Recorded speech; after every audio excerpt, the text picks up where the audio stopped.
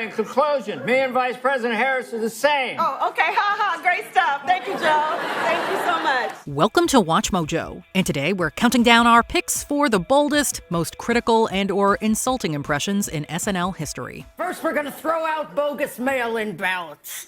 Calling these ballots, they could be coming from Mars. Right. Number 30, Nicolas Cage by Andy Samberg. The hairline isn't the only notable element of this impression. Andy Samberg takes on Nicolas Cage's personality, acting, and intensity. Let's begin. Now, you're currently in the film Sherlock Holmes: Game of Shadows, which I am told involves explosions, screaming, and an evil genius hell-bent on destroying the world. That's right, I am. So my first question is, how am I not in that movie? For a series of Weekend Update segments, Samberg doesn't worry about offending the actor either. He plays with Cage's tendency to go over the top and beyond with his acting choices. This character bounces off other Hollywood stars playing themselves, from Jude Law to Liam Neeson. Wow, that sounds really good. Don't condescend me, tall Bono. The real actor even appears in one variation, looking to defend himself and play with his own persona. Both performers end up turning this concept into a meta-commentary. For example, this Nick is calm and stealthy, like a ninja warrior. Whereas this Nick is an exaggerated, screaming psychopath who really just doesn't exist. Each appearance makes for both laughs and surprises, fitting for an actor who always keeps us guessing. Number 29, Kamala Harris by Maya Rudolph. Since the 2020 election season, Maya Rudolph has been playing this Kamala Harris on SNL. She's also been perfecting her skills with some fantastic performances.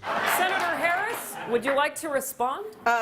Tulsi, I'm going to be real with you, all right? You scare the hell out of me. You just gave me, oh my God, goosebumps. These include some accurate details like Harris's delivery and vocals. Rudolph turns debates into hilarious affairs, making the future VP into someone trying hard to be cool. Excuse me. No, Joe. There have been 2 black women elected to the Senate. And that second black woman, it me.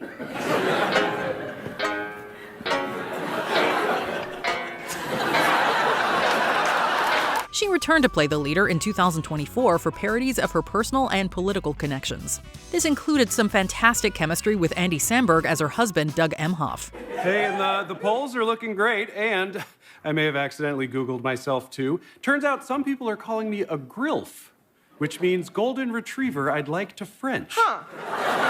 I'm pretty sure that's wrong. Yeah, it's probably wrong. Yeah. The peak of this impression is arguably playing opposite the real Harris, poking fun at her distinct laugh. I don't really laugh like that, do I? A little bit. Number 28, Tom York by Fred Armisen. In less than a minute, Fred Armisen makes a major splash as the frontman for Radiohead.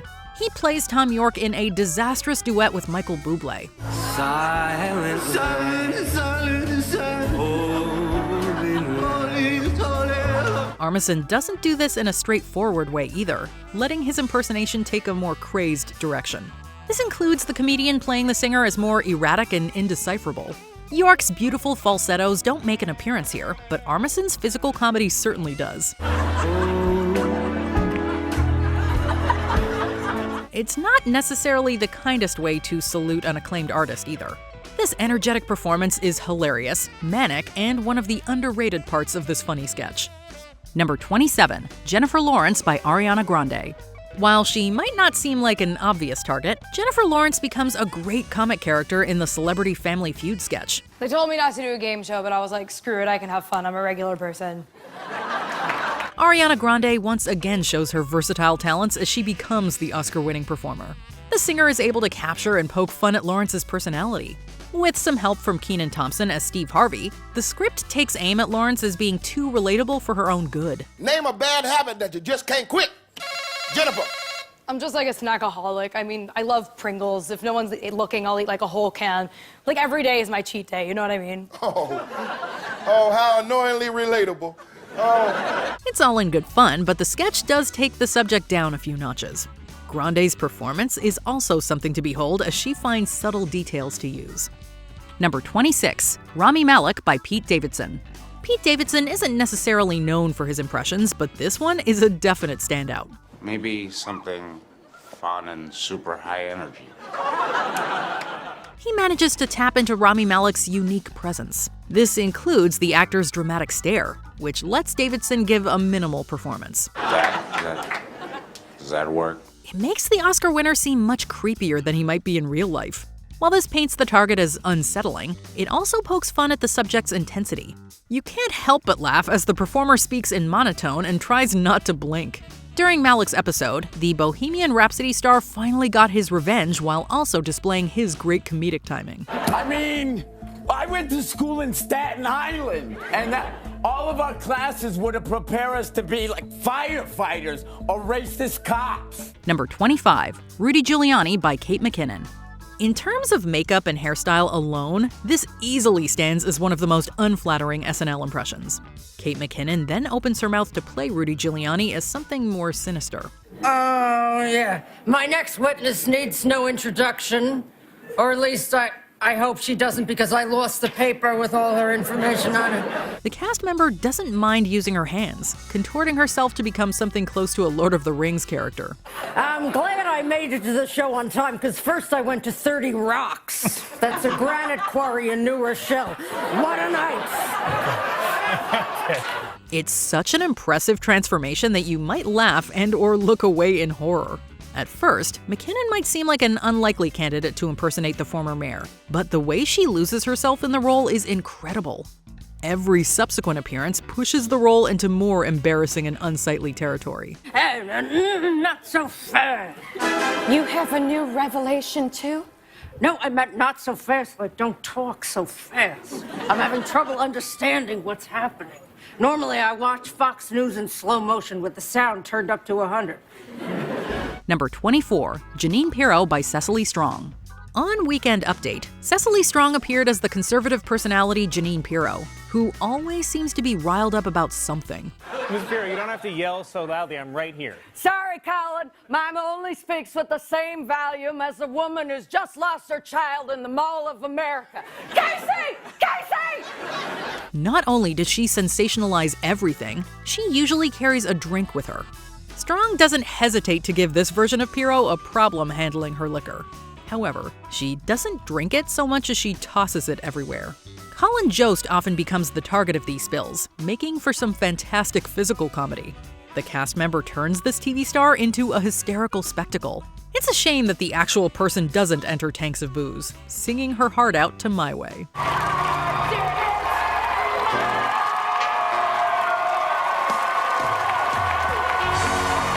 Number 23, Joe Biden by Dana Carvey. Decades after leaving the show, Dana Carvey returned to play Joe Biden. He once again showed his knack for political impressions. Folks, that's right. A lot of people forget I'm president, including me. His take on the president involves catchphrases, rambling, and some incoherent statements. Needless to say, the politician might not be calling to thank Carvey anytime soon. You been watching this guy? Come on, Waltz. What's wrong with that guy? He's crazy. Get your facts straight, Jack. You gotta hit him with a no joke. Here's the deal. The comedian does look like he's having fun as he turns Biden into a cartoon. Forgetful and bumbling, this version of the man makes for some wild speeches. His work next to Maya Rudolph's Kamala Harris helps to sell just how good this impersonation is. Thank you, Joe Biden. Thank you for putting country first and for handing over the reins. I didn't want to. They made me. The former cast member never misses a beat, showing that he can still be as silly as possible. Oh, come on, man. It's my own version of the weave. I call it the wander. I go here, or I go there. Do I come back? Guess what? No. Number 22, David Patterson by Fred Armisen. You might not remember this governor of New York, but you might recall Fred Armisen's impression. The comedian pokes fun at David Patterson's vision in some off-the-wall segments. Hello, Yankee Stadium. His character slides into frame, struggling to find his way and even using binoculars at one point. He's even known to step in front of the camera. It might not be politically correct, but it does make for some amusing surprises. This Patterson also loves to make jokes at the expense of his neighbor state, New Jersey. I am hopeful, because I know that the worst is behind us. And you know how you can tell that the worst is behind you, Seth? How? You see a sign that says, "You are now leaving New Jersey."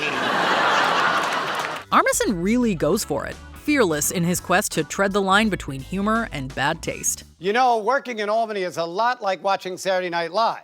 There's a lot of characters, it's funny for 10 minutes, and then you just want it to go away. Number 21, Gerald Ford by Chevy Chase. During the early years of SNL, the president was Gerald Ford. Chevy Chase did not look like the man or alter his look in any way. My fellow Americans, ladies and gentlemen, members of the press, and my immediate family. First, may I thank you all for being here, and I am and my immediate family. He chose to make the politician clumsy, taking comical missteps and even a few pratfalls. His debate work alongside Dan Aykroyd's Jimmy Carter features plenty of wrong answers. We will begin with our national anthem. I can name that tune in 4 notes. If you only got your news from SNL, you'd think that Ford fell in every public appearance. Chase put his body on the line to make this impersonation special. The cast member treated audiences with hilarious gags, making the character as inept as possible. My stand on the Ronald Reagan announcement. Yellow. Number 20, Burt Reynolds by Norm Macdonald. Norm Macdonald can make us laugh by doing just about anything, but his Burt Reynolds impression is particularly legendary. Burt, can you please pick a category?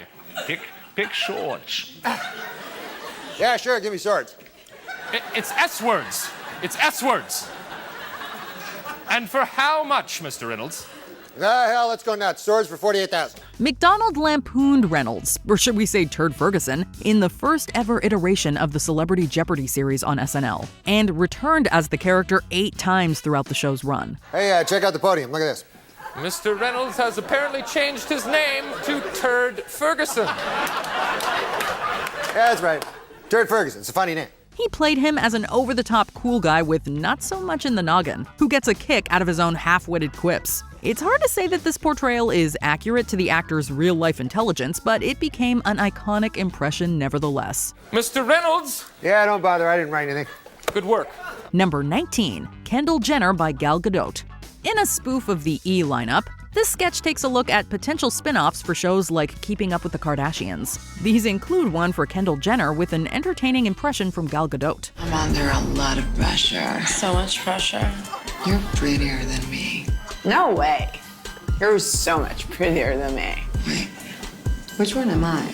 The Wonder Woman star portrays the model as clueless, remaining in a constant state of confusion about her life. Gadot also appears in another hilarious show about Jenner trying to find her way around a house. The house is so big and empty, and she's only there 2 weeks out of the year. Is this the bathroom? Damn, closet again. With off-the-wall concepts, the writers explore the character through the stereotype of a shallow celebrity. Whether or not you think it's accurate, you'll probably laugh as you watch the performer get completely lost in the role. Number 18, Brett Kavanaugh by Matt Damon. For this cold open, the show called in a movie star to channel the energy of Brett Kavanaugh. Matt Damon's take on the Supreme Court justice starts in a loud and hilarious way. Oh, hell yeah. Let me tell you this. I'm gonna start at an 11. I'm gonna take it to about a 15 real quick. Referencing the man's apparent love of beer, Damon turns his target into a frat boy with a harsh tone. He also brings out real references to the hearing that include props like a calendar. Riding an emotional roller coaster, the Oscar winner takes the impression through screams and even some crying spells. Look at my calendar. And you're gonna see that every night I was lifting weights with PJ and Squeeze. It might even be accurate in places, but ultimately it becomes an enjoyable caricature. Number 17, Kathy Lee Gifford by Kristen Wiig. If you were to believe this impression of the Today Show host, you'd think she was drinking all the time. Kristen Wiig's hilarious take on Kathy Lee Gifford is heavy on the wine in a cartoonish way. I'm Kathy Lee Gifford, and I am like so menopausal. And I'm Hoda Kotb. Hodakot begot. I am never going to get past that weird name. Huh? What? It's weird. Lovable and clumsy, this version of the presenter feels like a fantastic train wreck. This imitation of Gifford slurs her words and constantly questions her actions, making faces along the way. Wig's lighthearted jabs at the TV personality make her an unfiltered mess. Potent potables? I'm sorry, I don't know what that is. It's about alcohol. Oh, in that case, I'll take potent potables. For how much? How about a glass full, right? It's not exactly flattering, but it is a clear example of the SNL star's power as a comedian. Number 16, Joe Biden by Jason Sudeikis. Back during his time as the vice president, Joe Biden was impersonated on SNL by Jason Sudeikis. The actor's take on the politician was of a slightly confused man with prominent teeth. Large and in charge. The president's away, and Joe will play. He also leans into the VP's more embarrassing side, talking without a filter most of the time. Sudeikis also references the fact that most people in Biden's previous position are forgotten. There's also his frequent mentioning of Scranton, just one of the ways the character uses to try and connect with the general public. It's just a corrupt, barren, backwater hellhole of a place. I mean, it's worse than Scranton. Ultimately, the show chose to portray the leader as an uncle who can't always state his message well. Jim Carrey would later capitalize on this idea, taking the impression on the 2020 campaign trail. Look, here's the deal. Nope, lost it. Come back to me. Number 15, Hillary Clinton by Kate McKinnon. For the 2016 campaign season, Kate McKinnon brought out a killer Hillary Clinton impersonation. I'm sure I will face some stiff competition from my fellow Democrats. People like Martin O'Malley, who could really give me a run for my money. The caricature delves into the politicians' attempts to connect with the youth vote. This includes campaign announcements and advertisements, most of which give off an awkward mom energy. There are also debates against the likes of Alec Baldwin's Trump that devolve into rants from McKinnon's Clinton. And then I was Secretary of State, and I don't know if you've heard this before. We have. But I was instrumental in taking down a man by the name of Osama bin Laden. The performer always knocks it out of the park with excellent comic timing. Whether she's about to freak out or trying desperately to hold it together, this take on the former Secretary of State is obsessed with winning the presidency. Number 14, Julia Child by Dan Aykroyd. For those that love Dan Aykroyd, they might not have originally envisioned him as Julia Child. The performer provides a funny spoof of the chef's cooking show. Welcome! I'm Julia Child. Today we're going to make a holiday feast, or les fêtes d'holiday, and we're going to start with half-bone chicken. Instead of showing her as a cooking expert, Aykroyd plays her as a clumsy TV personality. He puts on a wig and a dress, creating an outrageous take on Child's voice. The best part of the interpretation comes when a knife chops part of the host's hand. Now I've done it. I've cut the dickens out of my finger. Well, I'm glad in a way this happened. With blood flying everywhere, the comedian has no fear of making his real-life counterpart look crazy. This doesn't stop the sketch either, as the SNL legend brings some physical comedy to this impression. Number 13, Ross Perot by Dana Carvey. Dana Carvey's expertise with impressions gives this take on Ross Perot a memorable quality. He definitely nails the voice, while also turning up the dial on the presidential candidate's unique mannerisms. Now, I want to focus on the issues in this campaign, but it seems these people in the press want to focus on my business practices or some fella I might have fired or my physical appearance, my ears. The character can turn any campaign speech into a one-man show with wild proposals and metaphors. In any situation, this version of Perot provides hilarious observations about anything and everything. He even appears in a Halloween sketch where he criticizes kids in their costumes, showing that there's absolutely no barrier between what he thinks and what he says. If you're a witch, where's your broom? We just want some candy. I asked you a question. A witch rides a broom. Where's your broom? No broom, no candy. Goodbye. Carvey once again proves that an exaggerated accent and even some dancing go a long way. Number 12, Barbara Walters by Gilda Radner. In the first several seasons of the show, Gilda Radner impersonated legendary interviewer Barbara Walters. Well, technically she's called Baba Wawa, but we all know who she's parodying. Hello, I'm Baba Wawa, and welcome to Baba Wawa at Watch. We are indeed lucky to have as our guest tonight. This version of the presenter makes for an over-the-top and enjoyable experience every time. Radner gives Walters a unique way of pronouncing certain consonants, making every interview segment extra interesting. This comes out with interviewees that range from Henry Kissinger to Marlene Dietrich. Tell us your secret of perpetual youth. I get massaged regularly. And I have had everything lifted. You mean you've had your legs lifted? Everything. The SNL cast member wears a smile through every sketch as she plays the journalist like a cartoon. You could call it more of a mean caricature, but it's such an exaggerated character that you have to laugh. Number 11, Bill Clinton by Phil Hartman. Arguably one of the most versatile performers in SNL history, there is nothing Phil Hartman couldn't do. We simply must draw the line somewhere. We cannot pay for everything.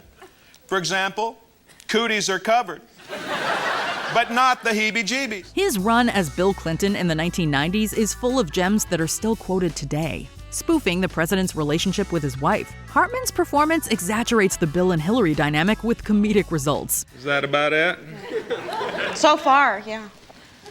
Oh, boy. He's able to use the politician's charisma and use it against people like in the famous McDonald's sketch. This version of Clinton loves fast food and slick speeches that seem to be all jumbled together. The comedian utilizes all of the best cliches about politics, giving this interpretation an inflated ego and a speech for any occasion.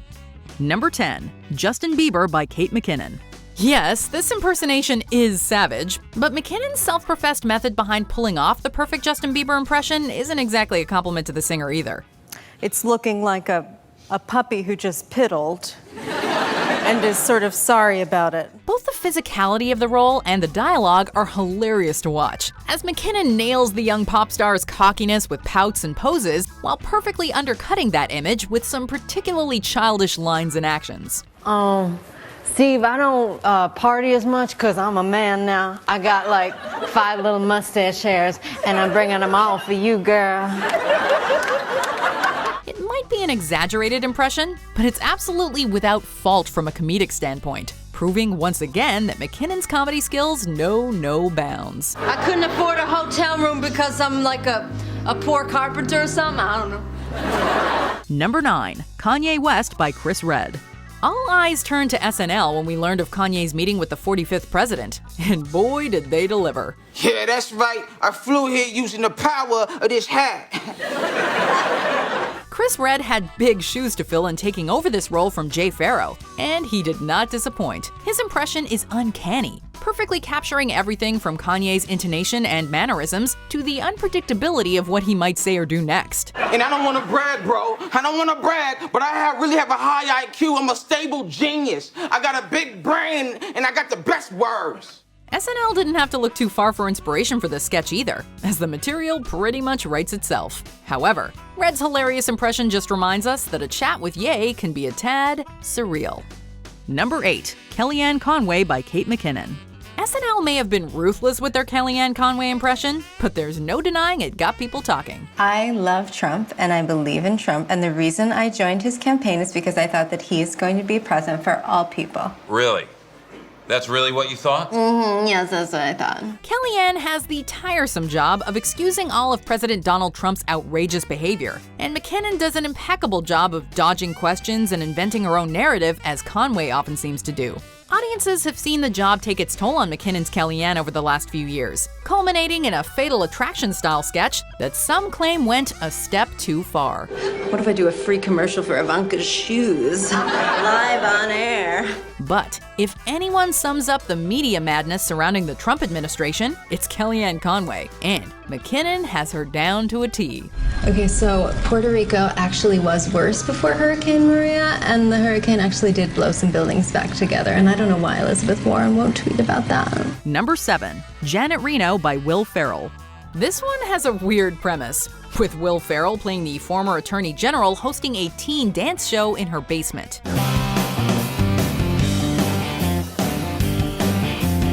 Ferrell plays her as a powerful force to be reckoned with, highlighting her strongest assets and personality traits. So how does it feel to be interviewed by the Attorney General of the United States? The job you only dreamed about having. It must feel like crap. Even surrounded by dancing teens, this Reno doesn't let up from her role as Attorney General, and her special guests only add to the hilarity. Maybe having Will Ferrell prance around in a dress, dancing awkwardly and emphasizing a manly quality isn't the most respectful way to portray her, but she reportedly took it well, even becoming a fan. You box dirty! Then how comes my conscience is so clean? Number 6. Monica Lewinsky by Molly Shannon. When Monica Lewinsky made headlines in the 90s, SNL decided to turn away from the obvious Lolita parody and instead present us with an immature young lady who simply got caught up in the whirlwind of politics. And I can only give my exclusive interview to one person, I mean, it's not like sex. No. It's not like sex. Not only does Molly Shannon's portrayal of her often collapse into nervous giggling, she also comes across as self-centered, attention-seeking, and not particularly concerned with the consequences. For breakfast, I can have a couple of peaches and a cruller. It was a pretty unforgiving impression at the time, and it hasn't aged gracefully, making it even more brutal in hindsight. Number 5. Sean Spicer by Melissa McCarthy. It was almost a shame when Sean Spicer left the White House, as it brought an end to Melissa McCarthy's hilariously brutish impression. When I say Rocky start, I mean it in the sense of Rocky the movie because I came out here to punch you in the face. The president reportedly didn't like a woman playing a man in his administration, which egged SNL on into bringing us Kate McKinnon's unforgettable impression of ex-Attorney General Jeff Sessions. Now that's a recall and response column. That's my catchphrase. Yeah. Catchphrase. However, McCarthy's Spicer takes the spot on our list for her loud, angry, and boisterous impression, and constant willingness to wage war with the media. While Spicer took it well, he also thought McCarthy could tone it down a notch. Number 4. Sean Connery by Daryl Hammond. Celebrity Jeopardy is one of Saturday Night Live's most beloved sketches, and Daryl Hammond's unforgettable performance as Scottish actor Sean Connery played a huge role in cementing its place both in SNL history and our hearts. Well, the game is afoot. I'll take anal bum cover for $7,000. For some reason, Hammond's Connery is crude, brutish, antagonistic, and like all of his opponents, somewhat dim-witted. One's a sick duck.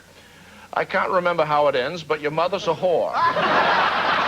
He deliberately mispronounces phrases and always has a your mom joke on hand for disapproving Alex Trebek, played by Will Ferrell.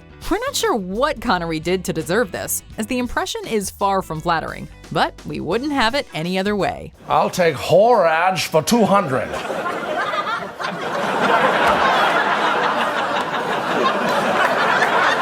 Number 3. Donald Trump by James Austin Johnson. With one of the most impressive performances in recent SNL history, James Austin Johnson has been knocking it out of the park as Donald Trump. His vocal inflections and rambling feel almost too accurate at times, while still being completely silly. Make no mistake, what the radical-led Democrats are doing to me is worse than any crime I've ever committed, and I've committed a lot. Close to 34. It's so precise in those aspects that the over-the-top dialogue almost sounds like actual transcripts. Johnson goes on rants about everything from politics to pop culture, throwing out opinions about celebrities that are especially hilarious. You know what, speaking of new rules, Dua Lipa is one of our best singers.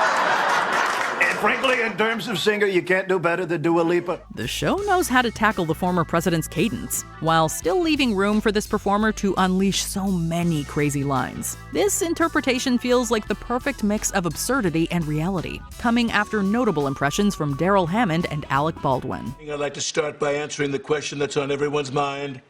Yes, this is real life. This is really happening. Number 2. Sarah Palin by Tina Fey. SNL is great at nailing political parodies, and Tina Fey's portrayal of former Alaska Governor Sarah Palin was such a hit that it won her an Emmy for her efforts. I'd also like to give a shout out to the third graders of Gladys Woods Elementary who were so helpful to me in my debate prep. Fey pokes fun at Palin's beauty pageant days, lack of political prowess, and misplaced use of colloquialisms, wrapping it all up in an accent and voice that drills itself into your head. Fey has reprised this role on several occasions, even in front of former Governor Palin herself. It's all in good fun, of course, and never fails to make us laugh, but it is undeniably one of SNL's most savage and memorable impressions. All Palin all the time until 2012 when I haven't decided what I'm gonna do, but I'm probably gonna run for president. Before we continue, be sure to subscribe to our channel and ring the bell to get notified about our latest videos. You have the option to be notified for occasional videos or all of them. If you're on your phone, make sure you go into your settings and switch on notifications. Number 1. George W. Bush by Will Ferrell. Will Ferrell's George W. Bush comes across as likable, while simultaneously reminding audiences of all the reasons why George W. Bush was so controversial and heavily criticized. There was utterly no legal or military justification for this strike. He portrays the former president as dopey, simple, and painfully misinformed. The accent, language, and mannerisms all feel incredibly accurate. And adding insult to injury, this goofy portrayal rarely failed to make audiences laugh. Ready or not, here I come. You can't hide. I'm gonna find you and make you love me. That's a little something from the Fugees. The Bush presidency was also a perfect opportunity to bring back Dana Carvey, who nails pretty much any impression, but whose overblown George Bush Sr. will always hold a special place in both the SNL archives and our hearts. What about Social Security? Should be very social and very secure. Slip sliding, slip sliding. What was the most brutal SNL impression we forgot? Let us know in the comments below. Then you just make the bankers pay for college for everyone, and America's fixed. Hey! Did you enjoy this video? Check out these other clips from WatchMojo, and be sure to subscribe and ring the bell to be notified about our latest videos.